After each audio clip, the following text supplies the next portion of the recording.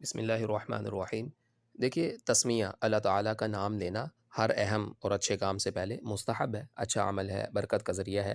البتہ اس معاملے میں جو ایک روایت بیان کی جاتی ہے، کلو کلام او امر ذی بال او ذی شان لم یبدا او لم یفتح بذکر اللہ او بسم اللہ فهو اخطا او ابتر او کما روی، کہ کوئی بھی اچھا کلام یا اہم کام جو اللہ تعالیٰ کے نام سے یا اللہ تعالیٰ کے ذکر سے شروع نہ کیا جائے تو وہ بے برکت رہتا ہے، ادھورا رہتا ہے۔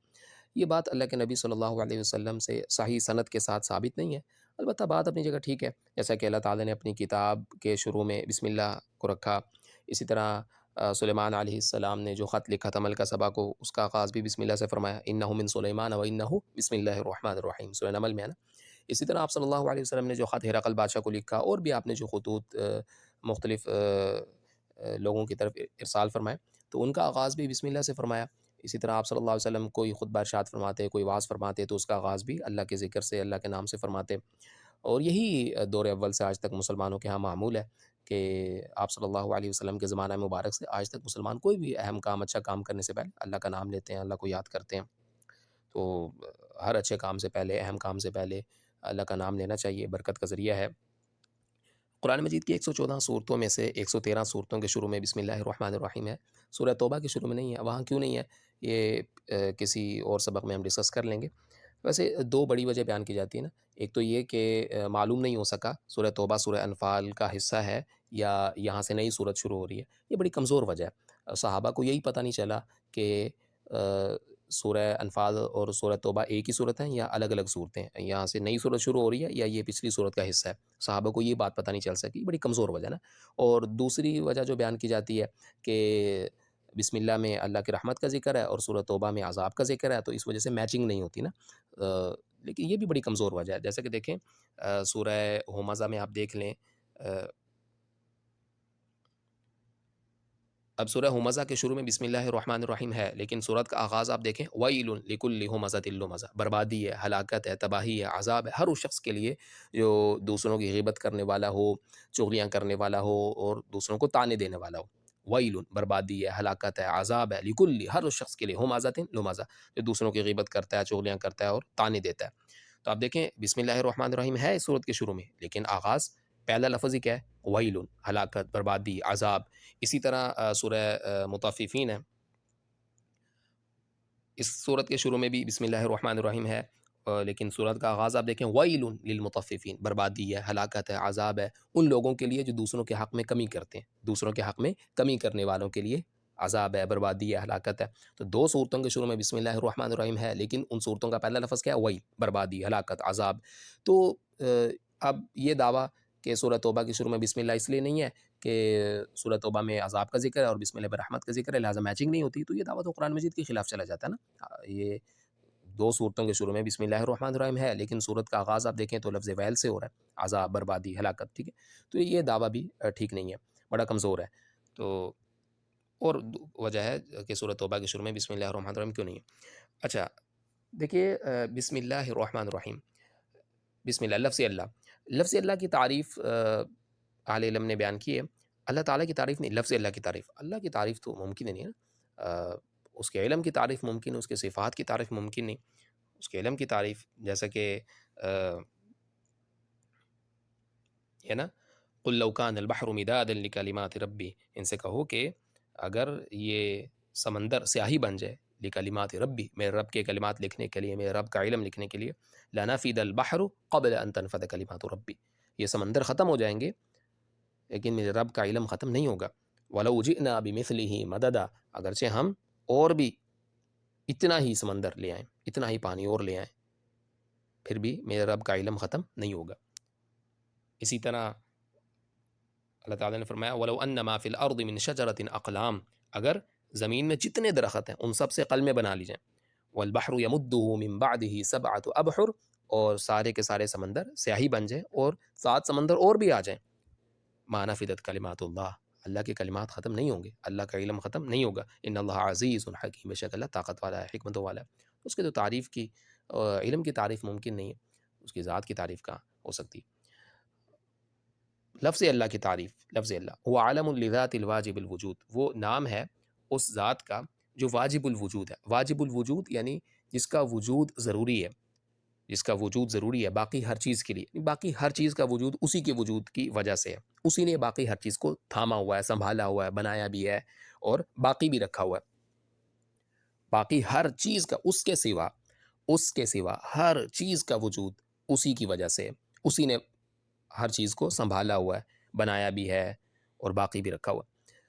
المستجمع لجمیع صفات الکمال، اس نے تمام اچھی صفات کو اپنے اندر جمع کیا، تمام اچھی صفات اس کے اندر موجود ہیں، والمنزہ عن النقصان والزوال، اور ہر طرح کے نقصان اور زوال اور کمزوری سے وہ پاک ہے۔ اور یہ تینوں باتیں صرف ایک ہی ذات میں ہیں، جو اس کائنات کا خدا ہے، اس کائنات کا مالک ہے، جس نے اس پوری کائنات کو، ہر چیز کو بنایا۔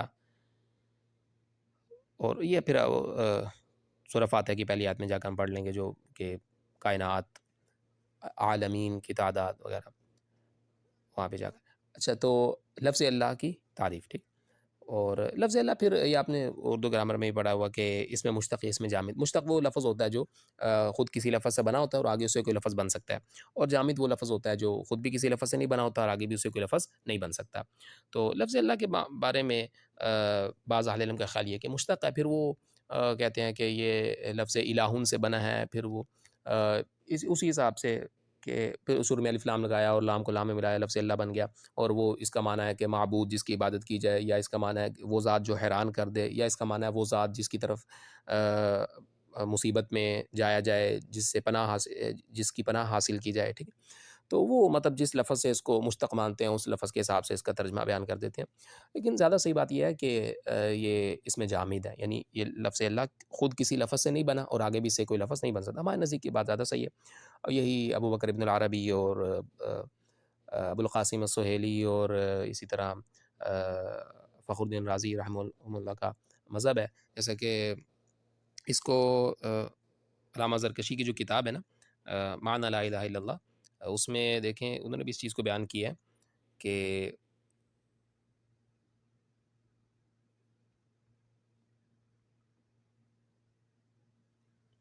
اس میں وہ لکھتے ہیں کہ نہیں اکثر، لیکن اکثر سے مراد وہ اصولیین اور فقہا مراد ہے نا، کہ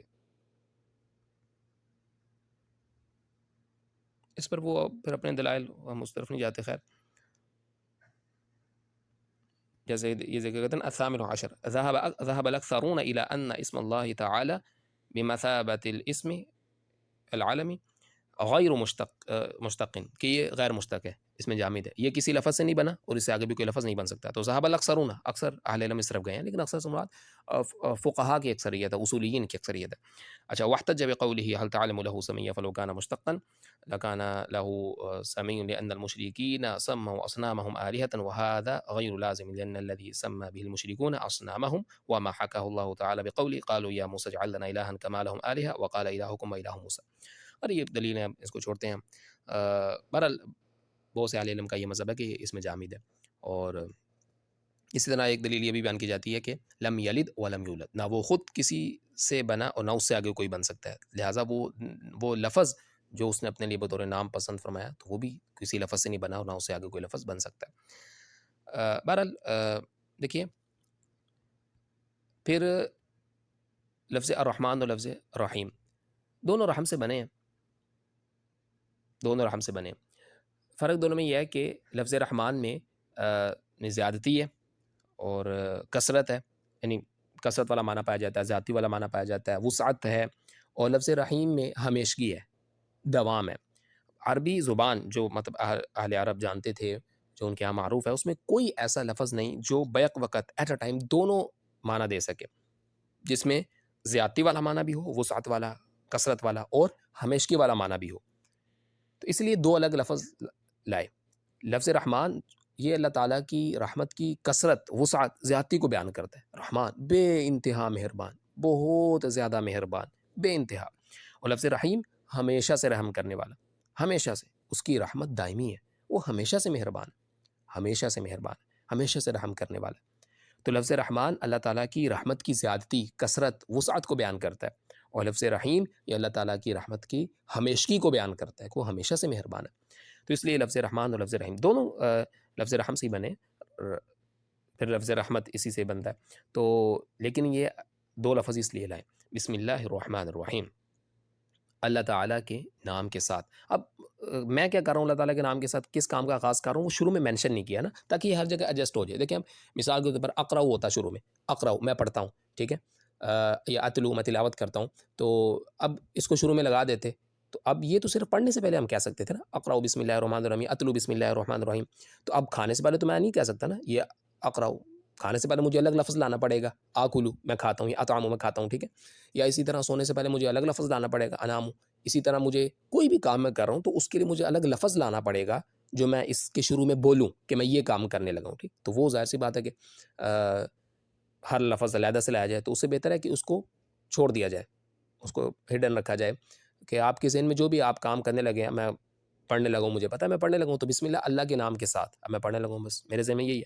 میں کھانا کھانے لگا ہوں تو بسم اللہ اللہ کے نام کے ساتھ میں کھانا کھانے لگا ہوں، ٹھیک ہے، سونے لگا ہوں، کوئی بھی کام کرنے لگا ہوں تو وہ جو آپ جو بھی کام کر رہے ہیں وہ آپ کے ذہن میں ہے. بسم اللہ کا ترجمہ ہے اللہ تعالیٰ کے نام کے ساتھ، ٹھیک ہے، اللہ تعالیٰ کے نام کے ساتھ. الرحمن جو بے انتہا مہربان، الرحیم بڑا ہمیشہ سے رحم کرنے والا. الرحمن بے انتہا مہربان، الرحیم ہمیشہ سے رحم کرنے والا ہے.